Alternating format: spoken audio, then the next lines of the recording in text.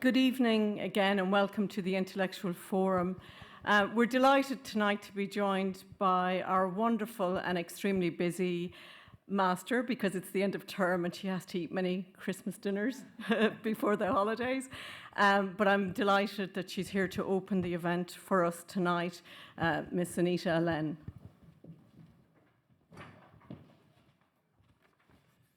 Thank you very much. It's great to be here tonight. So welcome to everyone to our Frankopan Hall at Jesus, everyone who's in the hall and also everyone who is connecting to us through Zoom. Tonight's subject, this evening's subject, what does effective AI regulation look like under a new Labour government? The Intellectual Forum is a centre based at Jesus College, Cambridge, that provides a space for multidisciplinary discussion amongst academics, students, industry leaders, policymakers, and members of the global public and members of the public across the city of Cambridge. It was one of the things when I was looking to become Master at Jesus that really attracted me to this college, and the idea that we had a forum like this where people come together and talk about very, very important ideas was definitely one of the drivers that made me think this was a good place to come and live for 10 years of my life. This event tonight wraps up a full autumn of events, which included the Death and Dying series, co-organised with Jesus College postdoc Dr. Ben Bowers, which explored death and dying from many angles. AI has been a focus of the IF for several years. Wonderful AI research has been done in the college. This summer, 2 college postdocs, Dr. Thomas Holonek and Dr. Aisha Sobi, ran a workshop on social AI policy funded by the IF Fellows Conference Fund. The Responsible AI Summits in March 2023 and 24 convened UK and US experts to explore AI development, regulation and implementation. And Ray Itel Porter, our chair for this evening's event, attended the Responsible AI Summits. We're thrilled to be working with Ray now to launch a new series of AI events at Jesus College. Leaders in Responsible AI series at the Intellectual Forum. This series will bring together leaders in the field to interrogate emerging possibilities and threats, deliver tangible insights and recommendations for practitioners in the field of AI, and importantly, contribute to the evolution of responsible AI as a public good. This evening's launch event will consider AI regulation under the new Labour government. What level and type of regulation will safeguard individual and society against harms without stifling innovation and AI-driven growth? So, over to Ray, who will now introduce the panel. Thank you very much.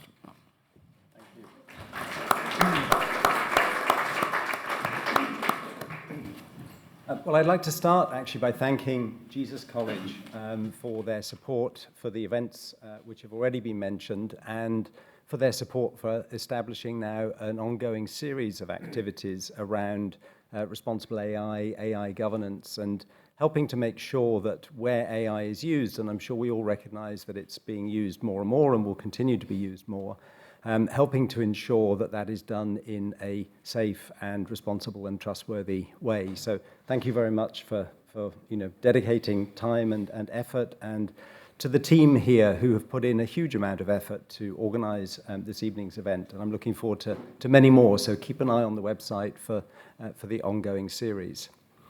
We have with us this evening a really amazing panel of experts to tackle this topic, and we actually have discussed many different questions in our preparation for this evening, and we'll go broader than the topic of just sort of regulation under the current government. And so I'd like to ask the panelists to introduce themselves one by one, so you get a flavour for their areas of expertise. Laura, can I turn to you first, please? Thank you. I'm Laura Gilbert. I'm the Director of Data Science in 10 Downing Street since September 2020. And for the past year, I've been running the new government's Incubator for Artificial Intelligence. I'm a fallen particle physicist, and this was my alma mater, so I'm absolutely thrilled to be back. Wonderful. Thank you. And Emily? Yeah, hi everyone. I'm Emily Campbell-Ratcliffe. I'm the head of AI assurance at the Department for Science, Innovation and Technology. I have been in government for about 5 years now, and I'm looking to grow an effective AI assurance ecosystem in the UK. So trying to ensure that the right governance is in place so that people can develop and deploy AI in a responsible manner. But outside of government and outside of work, I'm one of the OECD, in the OECD network of experts, and I've also published on responsible publication of AI research as well. But it's a pleasure to be here. Brilliant, thank you. And Lord Chris Holmes. Thank you very much, and good evening, everybody, and thank you to the Master and to Jesus College for this kind invitation. It's lovely to be here. I'm in the House of Lords. I've been there for just over 11 years, and I'm all about trying to thread the golden threads of inclusion and innovation with a specific focus on artificial intelligence and other new technologies. I was at Cambridge a million years ago. I didn't come to Jesus to study, but I did come here a lot for the bar. Brilliant. So thank you. Let's get started. And the first question that we're going to discuss is what exactly we should expect from the current government in terms of regulation for AI. And I'm going to ask Emily to set out for us what we understand at the moment about the government's position. Thanks, Ray. And I'm going to be quite tight in my explanation of this just because it is not my area and I don't want my colleagues to be annoyed at me when I say the wrong thing. But for those in the audience who don't know, in the King's Speech, the government set out its intention to have new binding requirements on the kind of handful of companies that make and develop the most advanced models. So these requirements are going to be building on the Bletchley commitments, the voluntary commitments from the first AI Safety Summit, and then anything that came out of Seoul as well. In general, the government still believes in regulating at kind of point of use with our existing expert regulators that we already have in the UK, people like the Information Commissioner's Office and others, just because we believe that they have the, AI is very context specific and they have the right expertise in their areas. The proposals that are being made on kind of frontier regulation are going to go to a public consultation so that we can get broad feedback from industry, civil society and others to make sure that they are as kind of robust and effective as possible. And then outside of the direct regulatory regime, the area that I work on, which is more kind of about setting out appropriate governance and making sure the AI assurance ecosystem is there, we're kind of working on that simultaneously in order to build the infrastructure that the UK needs and requires to kind of implement that regulatory regime and ensure that we can regulate effectively, basically. Brilliant, thank you. And Chris, I mean, you put forward a private member's bill for AI regulation, which was a mixture of some high-level principles and then some very specific requirements, such as having an accountable AI officer and so forth. I'd be very interested to hear your sort of take on the current position. Sure, and I think we can go back to the previous government where the position was largely wait and see when it came to AI regulation and legislation. And we saw the very successful Bletchley Summit. In its own terms was very successful, but it didn't move us on in a horizontal way, which is how I believe we should best approach this. So I, just over a year ago, introduced an AI regulation bill. I got it through all stages in the House of Lords, principles-based, outcomes-focused, inputs understood approach. Some of those principles, trust and transparency, interoperability and international approach, inclusion and innovation, as I mentioned in the outset, accountability, assurance, accessibility, good principles for AI legislation, good principles for all legislation, I'd argue. But I got it through all stages in the House of Lords, and it was all good to go in the Commons. And then somebody decided that it was a good idea to call a general election. I'm not sure how that turned out. But ultimately, I believe still that we need to do more and have a horizontal approach. As Emily said, it's positive to look at the frontier and the foundational models, but I believe we'll get the optimal results for citizen, for consumer, for innovator, for investor, if we have a horizontally focused approach to AI across all sectors, across all domains. And do you see that happening, Chris, or what would be the route to that potentially happening? It's not happening right now, and certainly I agree with Emily in the sense of all of our regulators do great work and they have extraordinary sector-specific knowledge. But I think if we want to try and enable consistency of experience, if you will, whether you come up across AI in a particular product, a particular service, in recruitment, whatever area it might be in, I think the way to have an assured approach that you'll have a recognizable experience, and it's all about being experiential here, is to have, and what I suggested in the first clause of my bill, to have an AI authority. And for that, don't think huge, behemathic, do-it-all AI regulator. Think small, nimble, horizontally focused AI authority to do that connective piece, but crucially to identify where the gaps are, where there's no competent regulator, where AI is already impacting people's lives, and to be a centre of expertise as well, because at the moment we have a difficult situation where,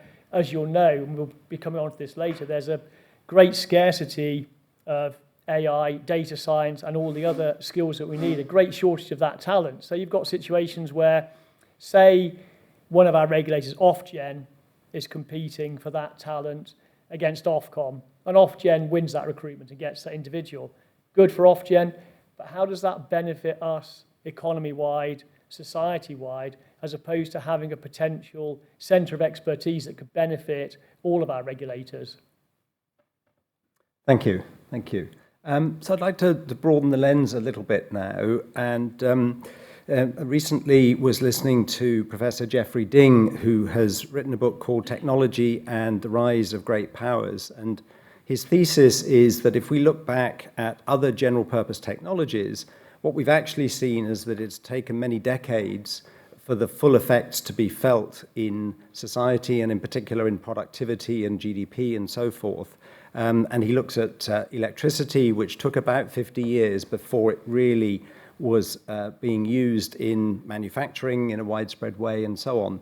And his thesis is that once you have a breakthrough in a general purpose technology, you actually need a whole ecosystem of other support technologies and changes in the way that people work and so on before the full benefit of that can be recognized. So I'd be interested to understand, and maybe Laura, you could pick this one up first, please. What do we think the government can do to encourage widespread adoption of AI and the benefits of AI, beyond perhaps thinking about frontier models, but actually more broadly using AI to benefit productivity in society? This is something that I think is genuinely really crucial. We are in a space where we cannot afford to keep running the National Health Service the way it is. Government's a lot more expensive than it really should be. Huge numbers of tasks can be and are not automated.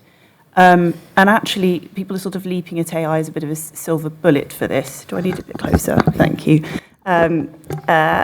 Which in some ways it really can be. And the reason that we set up the incubator is genuinely to get the very best experts. Our lead AI engineer built one of the main components in Microsoft Copilot and then has come to help us. And we have people from other, big tech companies that are in sort of trying to build. So we really do want to take advantage of the sort of, enhanced technology that we've got at hand to try and make government more efficient. But we're also in a space internally where it's really quite remedial. An awful lot of processes are still done on paper, data is still shared on Excel. So we're not, which places a lot of lower hanging fruit, I think. And I think we see a lot of assumption that AI is almost a tool in itself, and most of the time it sort of isn't. Most of the solutions that we're really building in practical are quite integrated in other workflows or other products. We've all had AI on our smartphones for decades. many decades in spam filters, Google Maps, everything we've been using, your versions of artificial intelligence and machine learning have been in relatively common circulation for about 50 years. So there is a sense to which we can over-egg the sort of newness of it and miss the opportunity to pick up on the sorts of things that we haven't used well enough in the past. So I think getting that right is very important. The skills point is very well made. It is very difficult for places like government to attract those sorts of skills. And it is very important that we have them, which is why I think we've started to really change our approach to recruitment. We do now have a centralised team who's supposed to be the sort of source of expertise, advice, and practically building solutions. And I think we need to see a lot more of that. And the idea that government is starting to embrace the kind of skills as a main driver for reform, I think is really, really encouraging. And of course, we'd like to see more of that as much as possible, really, from the space I'm in. So there's a lot to be said for leading by example. There's a lot to be said also, I think, in the space of public trust and government proving that we can do it ourselves well. A lot of what we do in the Incubator is about fixing quite simple things about the way you interact with the public, about trying to make government feel more human to the public, about speeding up decision making. And when we do that, we then release our code to the public and we talk to the public about it and we show them demonstrations and we release videos. And that's really to combat the idea that this is really dark and mysterious and that probably most of what government's using it is to try and stop you getting benefits. It's really not. So there's a big piece there in, not only trying to do it ourselves and do it really well, but actually producing reusable templates that small businesses can pick up and run with, demonstrating how it can be really done and finding places that people can gather together for these big hackathons we run, come and try and build it yourself. I find it very exciting. I think that frontier models are really challenging, but we're not in a space where that's the main drive. Mostly we're trying to do quite simple things much better than we have before, and this is a great opportunity for that. Brilliant, thank you. Emily, what's your perspective when you look at industry and so on? Yeah, I think very similar to Laura's perspective, actually. I think a lot of the time, particularly since ChatGPT and since this kind of the conversation has turned to frontier safety and existential risk and all these other kind of big scary issues. But when we speak to industry, they're still struggling with the simple things. They're still struggling with transformation to them is making simple efficiencies by using machine learning better. It's not this it's not this the frontier AI. It's not everything kind of at that end. And I think for us it goes to that trust point again that Laura spoke to. For us, and I think there are some people in this room who've heard me say this 1,000 times, but for us, we kind of like to talk about justified trust with organizations. So they want to know that the systems that they're using are trustworthy, that they are going to do what they say, that when they use them, they are going to, make the right decisions, or they're going to do X, Y, Z. And then they want to know that they can communicate that, and so that people trust them, whether that's their employees, whether that's their customers, whether that's regulators, whether that's government. And so kind of bringing together that trustworthiness and the fact that they're trusted, we like to talk about justified trust in that sense. So when we speak to industry, actually those are the kinds of things that they want. They want to understand how to govern. They want those templates of, okay, what processes should we have? What does accountability look like? How do I know that this tool will work? What should I be asking of my supplier when I buy this in from a third party? And yeah, I think basically the industry perspective, people think is a lot more advanced than, for example, central government or the public services. But on the whole, it's not actually. And when we speak to industry, it's very similar to Laura's points about public sector, to be honest. Brilliant, thank you. So we have a situation where the UK is going in a slightly different direction from the EU in terms of its regulation of AI. The EU having put forward and brought into law its EU AI Act, which is, to Chris's point, a more horizontal approach to regulating AI. So that gives us a situation where many companies in the UK are going to have to deal with two different regulatory regimes. I'd be interested to understand, and maybe Emily, it's something that you could talk about a little bit. What can we do to try and help companies in the UK to export AI-driven solutions into the EU and make it easier for them to understand these two different regimes? Yeah, for sure. So I think, and this again is where, I'm going to say this a lot tonight, this is kind of where assurance will come in. I think we see assurance and governance as really underpinning international interoperability, whether that's between the UK's regime and the EU's, or the US, Australia, Singapore, Canada, whichever country you're talking about, because no matter what the rules are, the tools that you're using to demonstrate compliance are going to be the same. So the mechanisms that you're using in your business are things that you can start doing now, even whilst the EU-AI Act is still kind of starting to be implemented. So looking at things like even as basic as risk assessments, all the way up to performance testing and those different types of mechanisms, and then also turning to internationally developed standards as well. Those are going to be consistent globally, so starting to engage with things like ISO 42001 and all of those kind of good things, basically. I think as government, we're very conscious of the fact that there is fragmentation and it is very difficult for businesses to navigate. There's outside of legal frameworks, there's a kind of proliferation of governance frameworks that exist as well. So that's something that I think we can support industry with, and it's something that we're trying to support industry with. So specifically on, for example, looking at management of your systems, we have recently developed AI Management Essentials, which is open to public consultation now. But that is essentially how you should be developing management systems if you are developing or deploying AI in your organization. And we have made that by taking parts of ISO 42001, the EU-AI Act, and the NIST Risk Management Framework on top of our own work, so that it's a baseline. It won't say that you're compliant with all of these different frameworks, but it means that you're on your way to being compliant. And then you might want to add some more to become ISO 42001 certified. And then if you're working with high-risk systems, according to the EU-AI Act, you would just want to add a little bit more to kind of comply with what's coming out of Sensenelec. So I would encourage industry very much to look towards those kind of international standards. And then it's something that we're looking at as well is how we can translate between those different frameworks and those different legal frameworks in particular for business and for industry. Because, like I say, we're very aware that it could be very confusing, but I think sticking to assurance as that underpinning, as that interoperability layer, is something that kind of industry should be turning to. Laura? I think as well that it sounds incredibly intimidating, particularly when you start trying to open up regulations, and that's one of the things we use AI for, make it understandable. But it is, to some extent, common sense amongst people who are already professional in this space. We already sort of know you can't take people's data and use it in ways that they haven't agreed to. You can't take people's data and use it in ways that will make decisions that impact them in particular in a way they haven't agreed to. If you're building software that includes anything personal or sensitive, it has to be resistant against being hacked. We have protocols for doing that sort of thing. The outcomes have to be fair. None of this is particularly new in the software space. We've got different ways to handle data now, and in some ways faster and better ways to process it, and to get people to faster decisions and to speed up processes, so on and so forth. And it does require different regulations and slightly different approaches. But if you're working as a professional in the field, it's not shocking and surprising. This is not totally new. Oh, we can't just do what we want. Well, we couldn't before.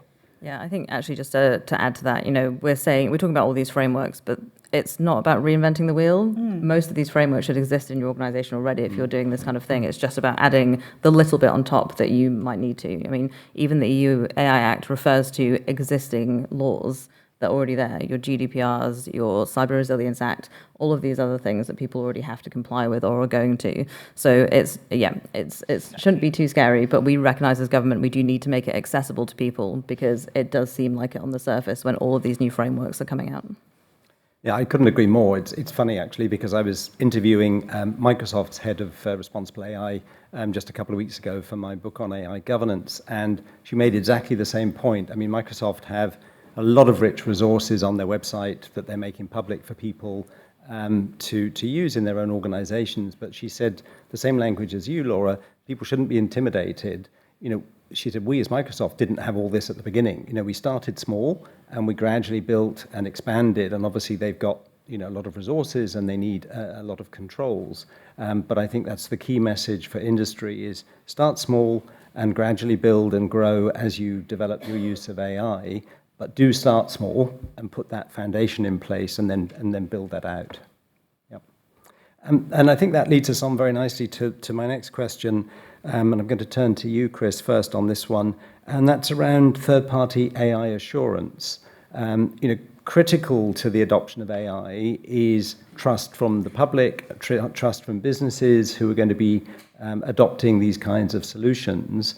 And in the bill that you proposed, there was a specific reference to accrediting independent AI auditors. I'd be interested in your view on what we should be doing in that space, Chris, and then turn to the rest of the panel. Well, thank you very much. And I'm going to say something controversial, so we may need to cut the stream feed, because what I'm going to say to you is audit is cool. If you want to know what's going on in an organisation of whatever size, don't think that there are cooler places to be. Get on the audit committee, because that's how you can fundamentally understand an organisation. And if we want to have the level of confidence, the level of public trust, which has rightly been already raised, then audit, assurance, and accountability are 3 A's which are well worth focusing upon. We have accreditations, we have certifications. If you're a financial professional, if you're an accountant, if you're a lawyer, mea culpa, if you happen to be in any of those fields, there are accreditations and there are certifications. It seems only right and positive for all concerned that we have an increasing sense of the accreditation of professionals in this field, and having it as a broad approach, so it doesn't narrowly suggest that AI is only of itself, as Laura rightly identified. It's within, it's part of often. And to be honest, these technologies become really interesting when you start to consider things in combination, such as AI and blockchain, for example. That's the last time I mentioned blockchain this evening, but we might do another session on it on another day. But to have a sense of third-party assurance for uses would seem to be an effective way of enabling public trust, that certainty, clarity, and consistency that you'd want, be you a member of the public, be you an innovator, be you an investor. You can imagine marks around it as a potentially positive thing. And again, to what Laura was saying, there's so much that we can glean and develop in the international standard setting space, and looking at standards as a way of enabling, including, and democratizing technologies, rather than potentially in the past where standards have sometimes been an effective barrier to entry. And really, if we get this right, and this is going to sound somewhat Panglossian perhaps, but hey, we're in an intellectual forum, we could potentially reimagine and set fair for the future so many of these international institutions, which were largely set up in the wake of the Second World War and the horrors and the atrocities of that collapse. We could reimagine those institutions and the role that they could potentially take in connecting, collaborating, coordinating, and co-creating standards, patterns of assurance, and that sense of consistency on a global level. Not easy, extraordinarily complex, but certainly something worth striving for, because it could be that the technologies and AI that we're talking about here could almost be that nugget that could enable those institutions to step forward into the future across the whole range of what not only we'd like them to do, but in the current geopolitical, the current macroeconomic, we need them to do. Laura, I know you have some thoughts on this as well. Yes, I mean, I really like the idea of certifying professionals. I think that works really well. We see it working extremely well in sort of penetration testing, where you have to be a CREST certified engineer for people to be confident that you know what you're doing and you're going to pay for a service. I'm always a little bit more sketchy about the sort of certification of products and companies. And not that it can't work, and I'm not opposed, but it can have two side effects. One of them being that, it can be very hard to implement, it can be very costly, it can keep smaller companies out of the market, and we're already in a place where large companies sort of grip quite a lot of the market. So there is genuinely a sort of innovation stifling impact that you can risk. It can also be, in a very fast-moving technical world, it can be practically not that useful. If the technology meaningfully changes between now and 6 months' time, and we're applying standards that do not change at that rate, and usually they don't, then they become not fit for purpose sort of very, very quickly. And actually, I've worked before in places where we had to apply for standards, particularly in medical technologies. And I don't want to be too specific, and I hope it's changed now, but to get access to very, very sensitive data sets, what I had to do for the company was to assure that we met certain standards. And what that looked like was an Excel spreadsheet with 50 tabs on it. And I had to go through on each of them dozens and dozens of questions and mark yes or no. Some of the questions didn't rationally make sense if you understood the technological area you're working with. So, I wasn't confident the people who wrote the standard really had ever built something like this. And no one came and checked that I wasn't lying. So, whilst I sort of broadly do support a lot more checks and assurances, I think there's very strong risks that you can get the assurance wrong, you can end up stifling innovation, and you can end up in a place where people are assuring products and the customer, hopefully the consumer, the users, the public, believe and are overly reassured that they're safe and good and effective. And there can be real harm from that if we certify something and actually it's not been professionally delivered, which is why I strongly like the idea of certifying the humans that build it. And on that, how helpful do you think, as a subsequent principle to that, how helpful is it to sort of think around where we can get to with human leading, setting the technology to solve for the technology, if you will?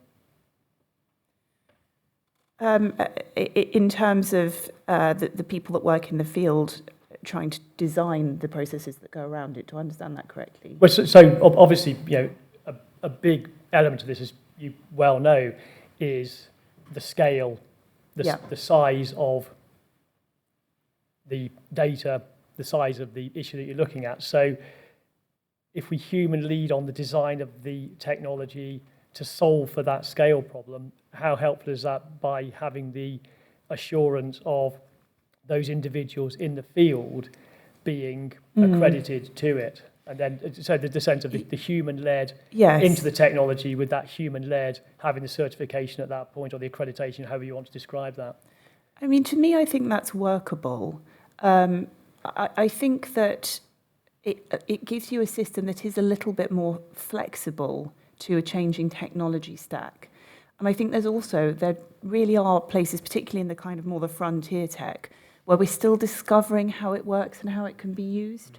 And we're also still working really hard to engineer around the downsides. You're kind of, every team doing this is finding different ways to prevent it hallucinating, to, accurately reference sources, and to figure out whether or not the data, a lot of the time we find a problem in that the wrong data went in the first place. And of course, in something like a large language model, where it's read the whole internet, we know a lot of the internet isn't right.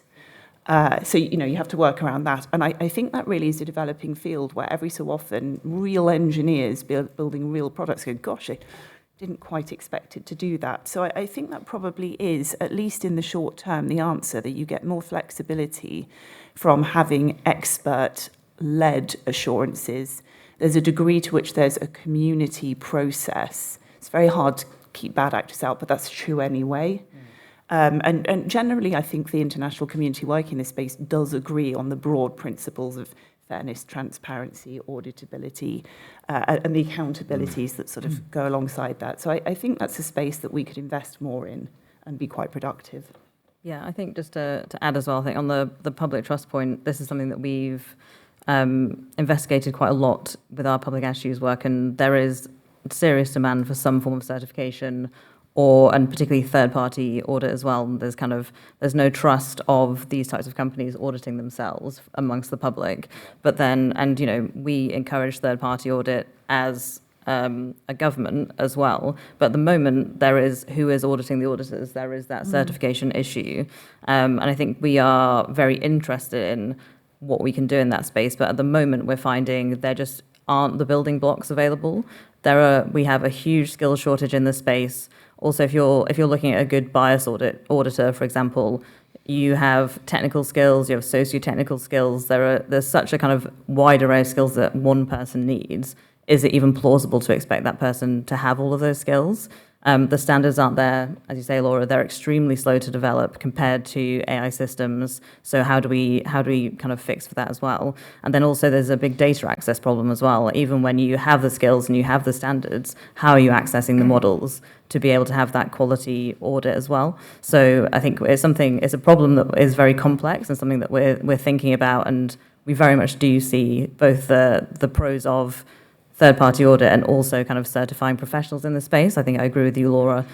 Certifying organizations and products is probably not the right answer, but there's so many building blocks missing at this stage whilst we're looking at this. So, yeah, I think. And sort of practically, from the point of view of the engineering side, a lot of this is why we, and actually a lot of other groups, open source so much. It's partly I guess everyone enjoys it, but you're part of a team, it's a community. But actually, if you can't find people that you can sort of pay, that you can guarantee will definitely come in and ensure your products and do it well. And we've genuinely struggled with that. We've tried to form partnerships with groups where we said, well, can you come in? And we don't need to check the software's right, but we want you to check that we are genuinely using the right techniques and the right model at the right time. And we really didn't get very far with that. But when you open source it, and when we tend to then work with companies that open source and more open models, then there's a lot more community challenge, and you do get that. There's downsides as well, but you do get a hive mind on it. Yeah. So there's something there, at least in the interim, that I think is really worth pursuing as well. I'm going to challenge you all just a tiny bit on this, because I totally agree with the complexities and the shortages, etc., for implementing it. But if we focus on certifying individuals, professionals, does that mean we then also need rules about who's actually allowed to build models? I mean, if I make the comparison with health, only people who are actually doctors are allowed to give medical advice. I can see the benefit and totally agree with the idea of a profession of data scientists, etc. But then there's lots of other people who might like to develop models. How do we solve for that? Is that about whether they're selling it? I would never propose that you shouldn't upskill yourself, hobby, put out a lovely website that scans the UK and comes up with hotspots of building activity. People do little useful tools, and so they certainly use data science, like crowdsourced data science. It comes up with fascinating insights. I wouldn't want to stop people doing that. But it might be the case that if you're releasing a commercial tool, or if you're releasing anything that uses personalized data from people, or somebody who knows a lot more about it than I do could come up with a set of rules. But maybe there is something in between. Just you may not touch the technology, versus you can't impact people's lives with the technology. I don't necessarily want to defend that point of view. It's maybe a starting point. I didn't have an answer, by the way, for it either, because I think it is a challenge. And picking up on the point that you made, Emily, I mean, I know you've looked at public trust within the UK market, and I just had a few figures here from a YouGov survey in the USA, where I think 49% of people said they're concerned about AI, and 22% said they're scared about AI. And we see that in many countries around the world. So I guess the question is, what can we do to reassure people? And interestingly enough, when people are asked why they're particularly worried, the primary reason that's always given is lack of understanding, not really knowing what's going on and what this is. So is there a role there for government, for education, for other ways that we can actually help to get people more comfortable with the technology? Yeah, I think, and those figures certainly chime with our public attitudes research. I think that's something that we see I think generally we have a kind of annual tracker survey that we run, and over time, I think people are starting to see that there are potential societal benefits. I think particularly public services, people are very excited about, and kind of public service efficiencies, all those types of things. But, worried, scary, those are all the types of words that always pop up in our surveys. I think there is a role, but it's interesting that the lack of understanding, I think it's something that comes through in our surveys, but then when we speak to people in focus groups, actually it's more of I think going back to the certification point, people want heuristics. They want something that they don't want to know how it's been assured or kind of exactly how it works or the intricacies of that system. They want to know that someone has assured it, the right person has assured it, and it's safe to use, and then they can use it. I think that's a kind of on a day-to-day level. I think then when we're starting to talk about, for example, using and engaging with AI in the workplace, I think that's maybe different. I think just because there's a lot of concern, we speak to a lot of people in the industry who are concerned about using tools and do want to understand more, and then I think that's where, issues around meaningful transparency come through, supporting employees to understand what the tool is, what its deficiencies are. And then again, I think that's where a lot of our work comes in, supporting industry to understand what questions they should be asking of their suppliers, and therefore what information they should be giving to their employees about the tools that they're using to build that confidence, to get people to start using those systems in an effective way. I think there's some role for government to play, but I think it's interesting that the understanding does always come out in the surveys, but then when you kind of sit down and speak to people, it comes out slightly differently from what we've seen in our work anyway. I think there's definitely a narrative problem as well. And, I by the way, I do think we should stay clear of reassuring people things are fine when they're not. So, you don't want to go, trust AI, it's all great. You'd want a basis for that. But there has been, I think, quite a strong kind of tech bro narrative that's sort of emerged from these new technologies, and probably be exacerbated somewhat by some of the government narratives, where it might feel a little bit them and us in terms of who's using it, what they're doing with it, the kind of money they've got backing it. It can feel like quite a big, scary thing. And when we go and talk to the public about what we're talking about, we never start with the technology. We start from the problem. One of the products we're building is called MedGuard, and the problem is that academics tell us that every year up to 22,000 people die because they have prescription profiles that are harmful to them. We waste about £1 billion. And that's a great use, actually, for large language models that can automatically run through people's prescriptions, with access to the health data, and they pull up to a pharmacist, these people have got risky prescription profiles, they might be harmed, and the AI advisor can help to change that prescription profile so it's no longer harmful, it has the right information, it does very well in pharmacist exams. But if you started off by saying we're going to build an AI pharmacist, I think the public would say, ooh, that doesn't sound good. If you explain instead, there are supposed to be 1 million people a year who have a human intervention on their prescription profiles, and we don't have the people to do it, but AI can help us with that. There's a terrific use case that I love in the Department of Work and Pensions, not our work, and it's a great example of making government more human with AI. A lot of people write, I don't have the numbers, but a lot of people write handwritten letters still to DWP. And when they do that, you can probably infer that they're maybe not highly tech-enabled. They're not sort of in that world. And they write for help. And it takes up to 50 weeks for somebody to read that letter. And 50 weeks later, people who are very vulnerable and at risk and need help, they may not be there anymore. But the AI can immediately read it and has been trained to look for people who are vulnerable, who need help, who sound desperate, and then someone will phone them. And that's amazing. So I think there's something in the way we talk to the public about, what is the use case for this? Why should you care? How does it help you if we use this technology well? Rather than the narrative about isn't it cool, frontier technology, what does Elon Musk say? Because I think that's genuinely quite intimidating, and I don't enjoy it myself, so... I think building on Laura and Emily's point there, you can see, I hope, that I'm not a tech bro. I only discovered probably about 1.5 years ago the great new word that's entered the lexicon, shack it.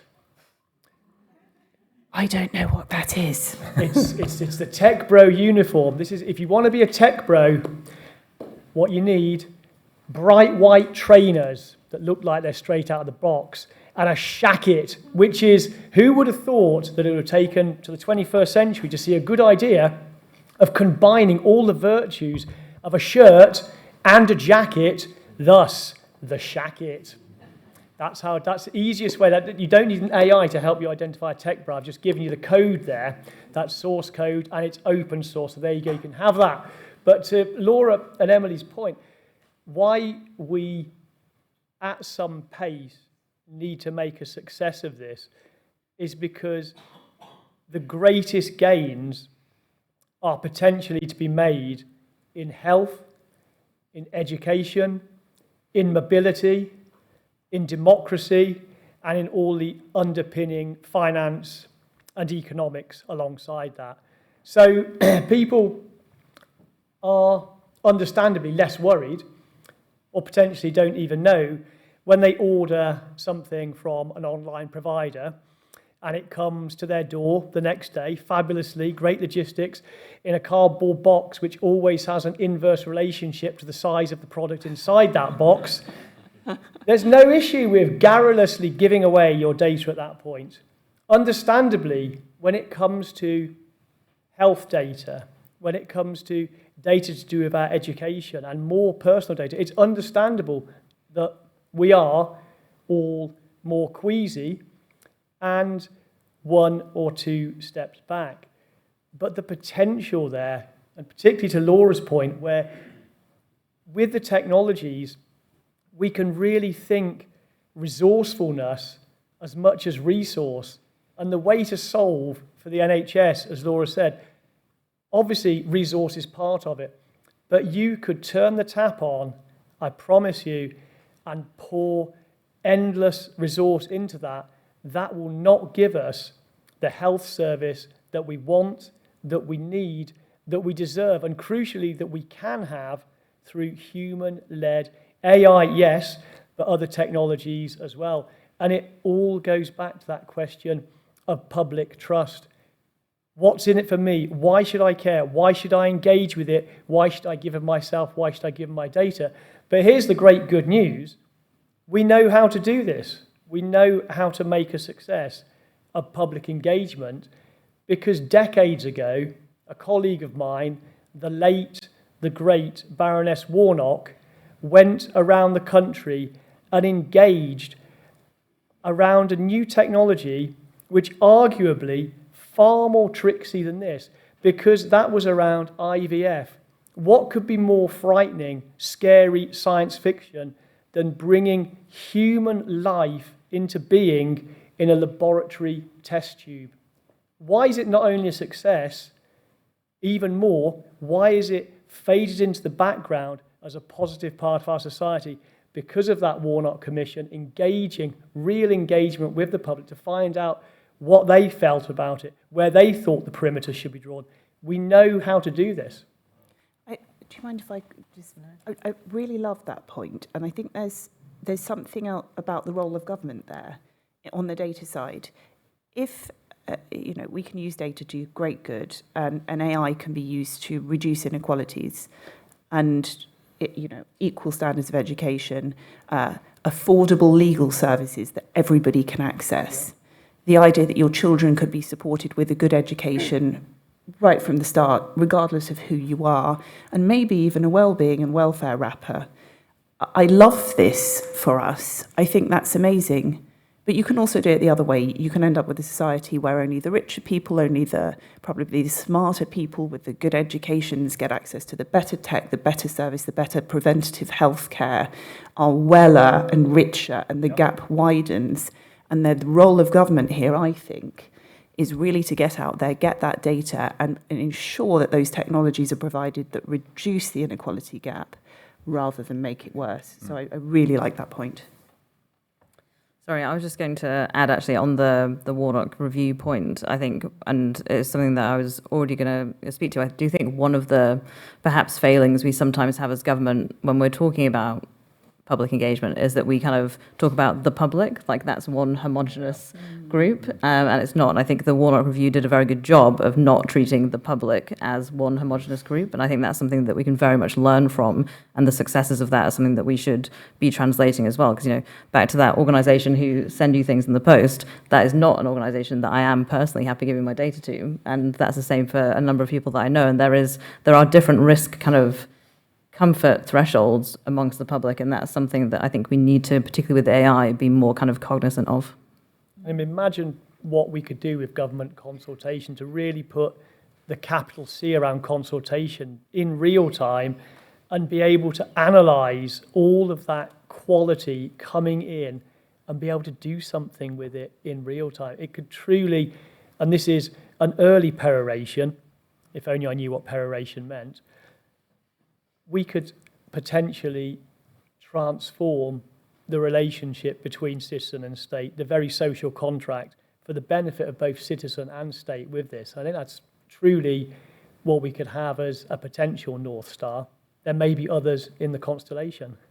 You will be thrilled and delighted to learn, I'm sure, Lord Holmes, that we do have a government consultation, AI-powered consultation, that tool that's it's in speeding up government consultations by 1,000, and it's 400 times cheaper in early tests. However, interestingly, it really opens up the question of whether or not the way we consult the public now is optimal.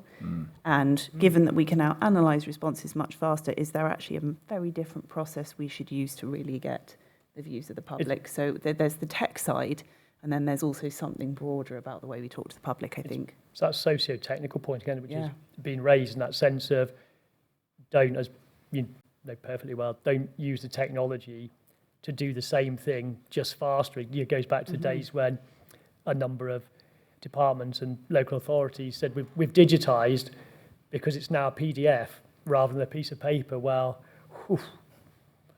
that's really blown me away. Just means you have to make your printer work, and that never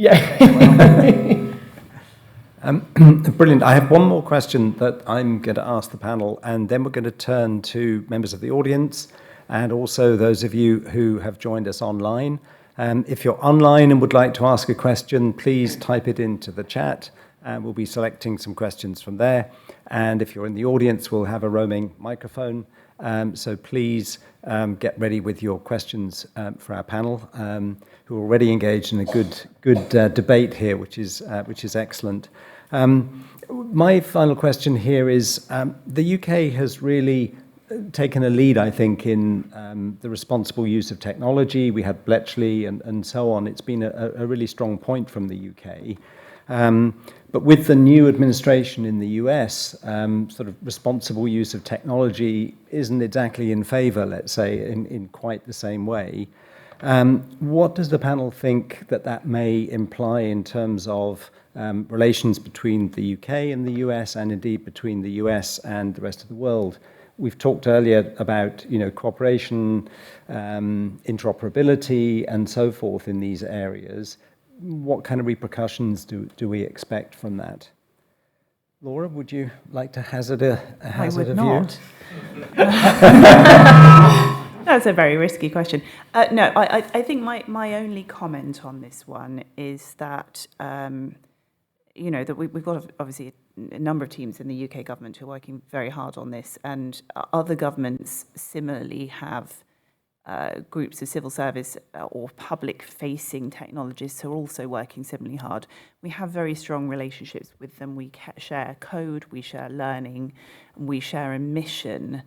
And I think, there will be political messaging, and always is political messaging of different sorts.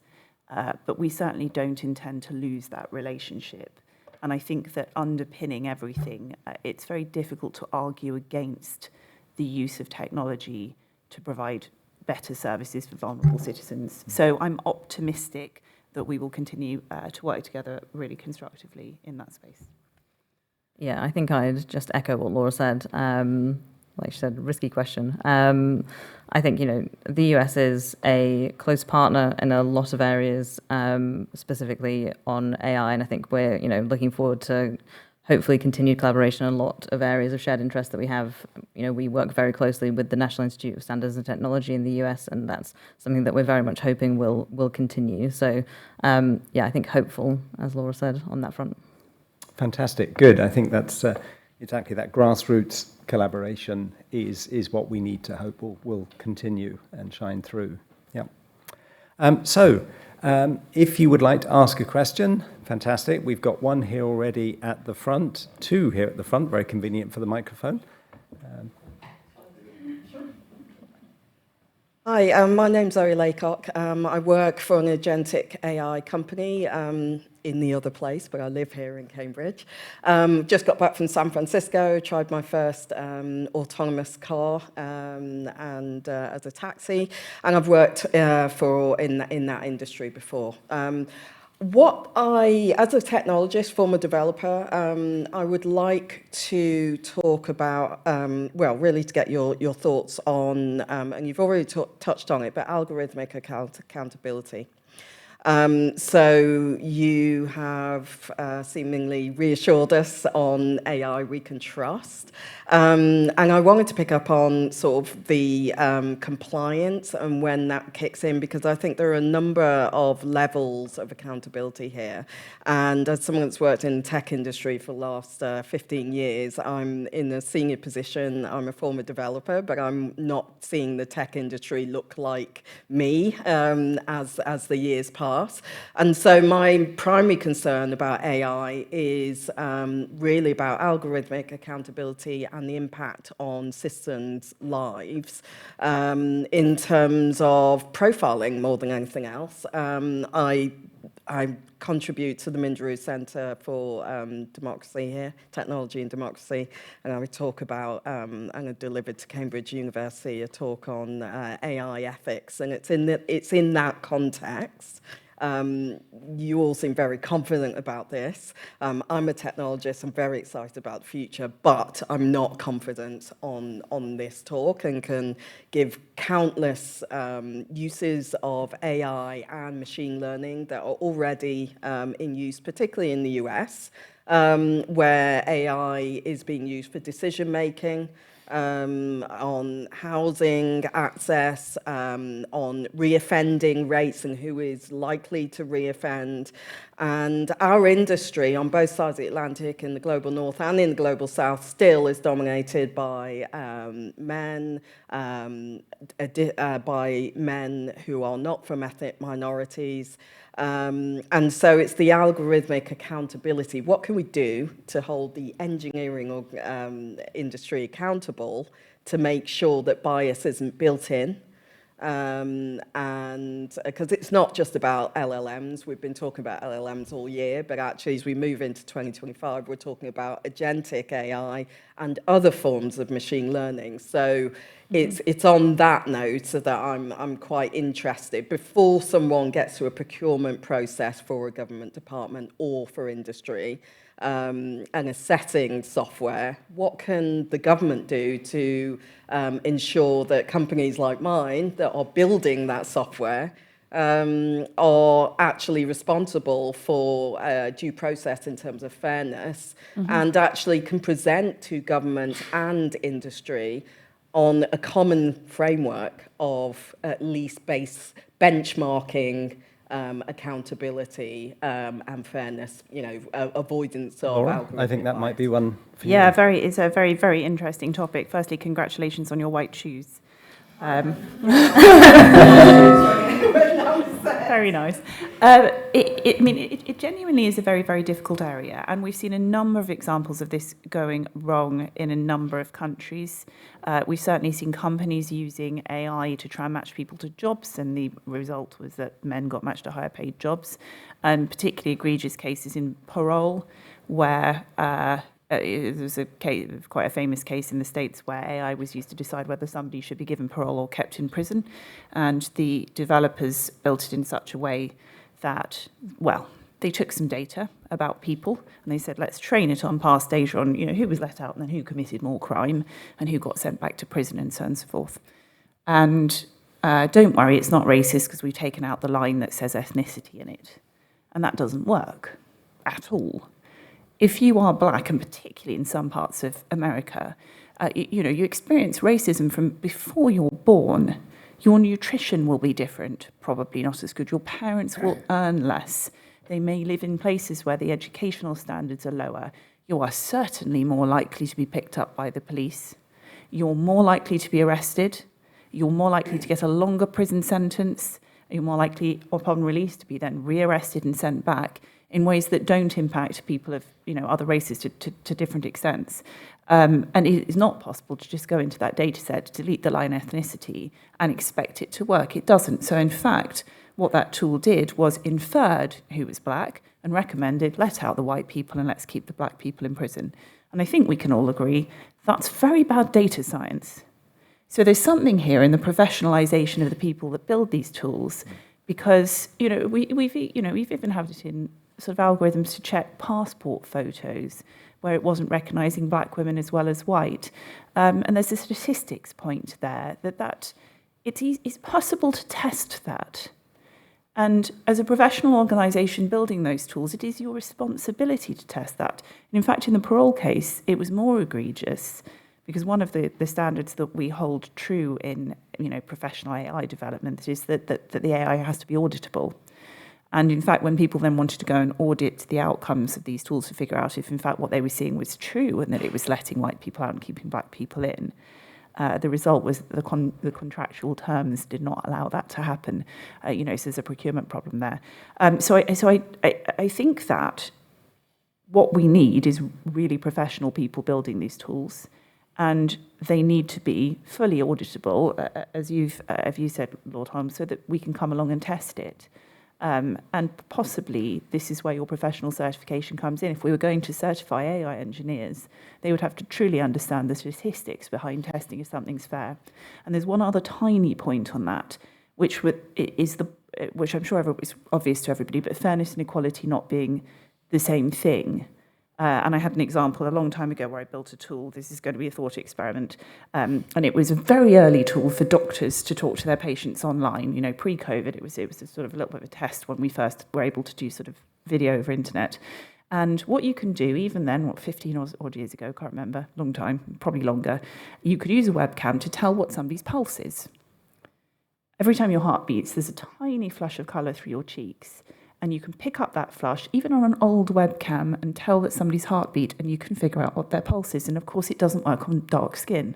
The paler you are, the more you see the flush of colour. And so we didn't use it, and that's fine. But you could imagine a case where maybe that sort of technology could be worth £10 billion a year to the NHS if you rolled it out. Maybe you could think of an example where that would save lots and lots of money, taxpayer money, that we need to save lives. What do you do then? Because you need to find something to give the people it doesn't work on that's equally good, but not exactly the same. So I agree with you, it's a really major problem, and I think professionalisation comes into this quite strongly, and I think that algorithmic transparency, the sort of reports that the government mandates internally, is very important, and allowing people to come and audit when you're impacting people's lives is phenomenally important. Complete openness, let's see those statistics, and if we think they're dodgy, press back. I think also just to add to that, because this is something that we're thinking about, something that we see as well a lot in HR recruitment. We see HR recruitment firms using kind of buying in systems, not asking questions about whether there's even, and I'm not saying bias audit is necessarily even very good at the moment, but not even asking questions about whether that has been done. But at the moment, in the English system, in the UK system, there is no incentive on the developer to do any of that. And if you're deploying an HR recruitment tool and you end up in a tribunal, the liability is on you as the deployer, not on the developer. So at the moment, there is no incentive. So I think there's also something there in that space for government to be looking at as well. That's an excellent point. To what you raised in your question as well, I think I wouldn't say I'm confident. I don't think confident is probably a position I would suggest that anybody should be in, but more rationally optimistic, because we know what we need to know to make a success of this, and we need to have our critical faculties absolutely to the fore.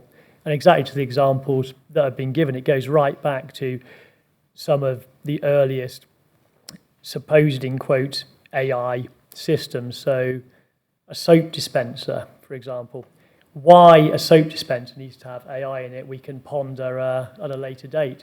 But again, crass, it had only been trained on white hands, so it would not dispense to anybody else. It's so crass. But ultimately, that takes us to this point. If this goes wrong or is suboptimal, that will not be a failure of the technology, that will be a failure of us. It will be a failure of developers, it will be a failure of government, it will be a failure of assurers, it will be a collective human failure. And I think the best opportunity we have to be rationally optimistic is to think human-led, human in the loop, human over the loop where that's appropriate, and back to that trio of principles-based, outcomes-focused, inputs understood. Because right now, people are on the wrong end of a recruitment decision. That's bad enough. But oftentimes, they're on the wrong end of a recruitment decision without even knowing that AI was in the mix.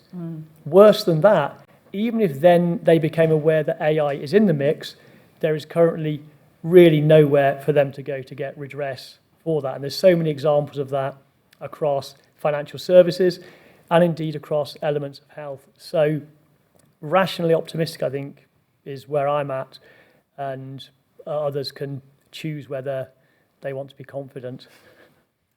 Thank you. I'm conscious that we don't have that much time left, so I'm going to ask for quick questions and short answers. The gentleman in the front, and then we're going to go to online and pick up some questions from the online audience. A not unrelated issue in the area of assurance. I was pleased to hear the word rationality mentioned a moment ago, because I was wondering how we proceed from the professional examination of appropriateness in the AI to the actual trust on the part of the public that it is indeed appropriate. They're not the same. And some interesting work been done recently in Finland on sort of schematic examples of AI and people rating their trust. And it was found that rationality of the AI, that's to say, it's being able to be explained to the person making the judgment roughly how it worked, what's going on inside this, was very important in assuring a sense of agency, which relates rather close to a feeling of trust. So I wonder whether any of the panel would feel able to pick up on explainability and rationality. For me, they're almost the same. Maybe Laura? Yep. Yeah, I mean, this is one of the principles that we operate by at the moment, is explainable AI. It is actually a very interesting area to me, because I think that will change in time. So at the moment, everything that we're building, AI makes no decisions. There's always the human that makes the decision, and the AI has to be explainable. And for people that don't know what this is, and I'm sure there's very few people, if you were to take a large language model and you took a lot of pictures of lung scans, and some people were sick and some people weren't, and you fed it into the AI and said, learn, figure out which people are sick, it would do that really quite well and has done for decades. So somebody else would come in, they'd show them a lung scan, they would scan it and go, they've got cancer. And then the doctor would say, well, why do you think that? And the AI is like, I'm just telling you, they've got cancer. And that's not good for patients. Patients want the doctor to be able to say, it's this bit here. This is the bit. And there's two reasons. One is this human factor, and the other is because actually sometimes they get it wrong. And there was a famous case where they'd taken scans of lungs for people who were hospitalised with an illness and then healthy, and the hospitalised ones got ECG stickers on, and that's what it trained on. So that's a great example of when it goes wrong. So I think this idea of explainable, and the downsides with explainable AI is it's very constrained. You have to force it to say, look at pixels rather than its own internal representation. It's usually worse, so there's a trade-off. So I think we're in a place where the public need and deserve for us to be able to explain why the AI's made the decision. I think that's right and fair, and I think that is the principle upon, one of the core principles upon which professionals operate and would go into your certification. However, in time that may change.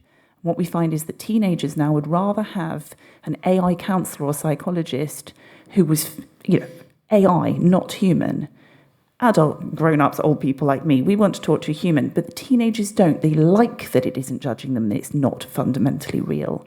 And we may move to a world where we're so confident in our AI that it's so good that we will accept its decision without a human in the loop. But I definitely don't think we're there now. The technology is too new, and I think at the end of the day, AI has been built to make humans' lives easier and better, and it's our preferences that count, and that's certainly the preference of the public, that explainability is crucial, and that is why it goes into most of the ethical frameworks around building AI. Did that answer the question? Yeah, I think it did. Thank you. I think we have a couple of questions from online that Eleanor is going to read one out. Thank you. Yes. Two questions, which I'll abbreviate in a comment. Thank you for a terrific session. I think you should get that feedback first. That's from Evie Stenhouse. CC Ling asks, what's the UK's approach on assuring safety on the open source models? And secondly, Bill Shen would like to hear about government strategy in the area of the frontier technologies, that you focused a lot on practical machine learning models, but where is investment? And he points to a gap with the US in this area of computational sources, talent pool, and private investment. Wow, we've got two big questions to tackle there. I'm probably going to have to be very disappointing in my answer and say that I probably can't comment on ongoing government policy, particularly that isn't in my area, I'm afraid. I'm really sorry. So anyone able to comment? Let's talk about open source maybe first. Any thoughts, Laura, on open source? I mean, still very much a work in progress on the open source. I think that the concerns around open source, not so much that it's hard to regulate. That does happen, but there is an extent to which it becomes self-regulating. This is not an official government position. Investments can go down as well as up. Absolutely. But I think that there are a lot of concerns at open source that the people are giving significant thought to, which is that it can put power into people's hands that maybe not everybody is comfortable, with the power going into you. You can use certain technology for real harm. When you open source it, do you increase the risk of the harm? And on the flip side, do you increase your ability to fight against it because more people understand the technology and can, engineer defenses, etc.? I think it's a very live area. I think that this is one of the areas where AI actually is a little different to other technologies. Previously open sourcing the code for, just a program that just draws charts or something wasn't really a problem. And actually, when we're open sourcing this kind of technology, I think there really are risks. So I don't have the answer to that and wouldn't like to comment on work that's ongoing, but I do think that people are very alive to that being an issue. Yeah, completely agree. I'm going to perhaps slightly reframe the other question about frontier models in a way that maybe the panel will feel more comfortable answering. But it seems to me that the UK isn't going to have the resources to compete with the US, with China, with some of the big tech companies in terms of developing new frontier models. So where do we think that the UK should look for its source of competitive advantage? We want to try and lead in certain areas. We want to be at the forefront in this technology. If we recognize what is capable, what is realistic and what isn't, what thoughts do we have on that? I think I can kick off from our work on assurance. Obviously, assurance is extremely important in its own right. It helps to make AI responsible, but it's also a huge economic opportunity as well. I think the cyber assurance industry is worth $4 billion to the UK. We have a big history in professional services. We are set up to have a strong AI assurance ecosystem. Our kind of economic research recently said that, it could be, even in a relatively status quo situation where we, unlock a few of the barriers, it could be worth over 6.5 billion, and it could be above that. So I think there's definitely those kinds of spaces where we already have a lot of expertise in the professional services area and cyber assurance as well. So kind of moving into AI assurance as it's an economic opportunity in its own right, I think is a big area where we can start to play internationally. I think that's exactly right. And I think just there's a tiny bit where, we can be a little bit patting ourselves on the back. We've been to a number of international conferences on AI with other governments. And in terms of the actual use of AI, in terms of gripping the new technology, building tools and rolling it out sort of within our own government, with the kind of governments that we interact with a lot, which includes the USA, Singapore, etc., we were quite far ahead, in fact. I was surprised and very, very pleased. Singapore does a lot of AI, but they do chatbots. And they roll out and trial lots and lots of chatbots to talk to the public, but they don't integrate it into their workflows. They're not building these kind of prescription tools or the sorts of things we're doing to help serve the public, which I'm sure they will. And similarly with the US, what the White House said, probably just a few months ago, they said, we're very proud of our guidelines. We've got guidelines that are incredibly permissive on civil servants to go and build AI. It's a shame they're not doing it. I paraphrase, and they're now investing. But actually, the work we've done with the Safety Institute and then the work we've done with the Incubator, other governments are copying. And we were the first in both those cases, certainly of governments that I'm aware of and communicate with. We don't know what some governments are doing. But I think we're doing quite well, actually, and I think that we've managed to grip this. So my answer to that is I don't particularly want a frontier model, a sovereign AI frontier model for the UK is not something that particularly appeals to me, but being the best government at using it, attracting the best people to build the solutions, particularly in public services, to have a really reactive, really responsible, really human-feeling government that you can talk to because the people are available, because they're not spending all their time doing paperwork and sort of handling internal processes. I think we've started really well, and I would really love us to carry on and be world-leading there. As an add to that, I think certainly cyber, not only is there a huge opportunity for the UK, there's an extraordinary need across all of this, and it goes back to the trust, it goes back to the privacy, it goes back to the protection points. There's also RegTech, where there's a lot we can do there, and indeed we've got a good history in that. And a new area called soup tech. You get the thread here, you can just put anything before tech. Ultimately, we'll know we've succeeded when we do tech. But soup tech is supervisory technology, so looking to that point of what the regulators can do by using these technologies and what that will enable and unleash in those areas of our economy and our society. And to go to the LLMs themselves for a moment, why not? I am pretty convinced that LLMs will not be, by a long chalk, the most exciting, the most useful, the most human, enabling, empowering bit of AI that comes before us. And understandably, it's the shiny thing at the moment, largely because people look at one side of the ledger, one side of the balance sheet, the outputs. It's great, look what it's produced. It's almost mystical, except it's not. But perhaps we looked at the other side of the balance sheet for a moment, the inputs, the financial input, the energy input, the compute input, the human input, the IP, the copyright, garrulously gobbled up. It becomes a more interesting discussion and thing to look at. And as Laura rightly mentioned, it's all well and good, these extractive, avaricistic algorithms chomping their way through the web. As rightly identified, there's huge issues with the data in terms of bias, quality, etc. But another key point, it's a problem with what's there. It's an even bigger problem with what isn't there. Just look to regions such as the Global South and other parts of the world. The sense of problematic with what is there, but even more problematic with what isn't. And this is what these huge mystical machines of our time are largely being built upon. And that's before we even get into a discussion around any sort of economic consideration as to what could be done if those resources were deployed somewhere else, for example. That's quite a lot, and probably that'll be raised next talk in the intellectual series.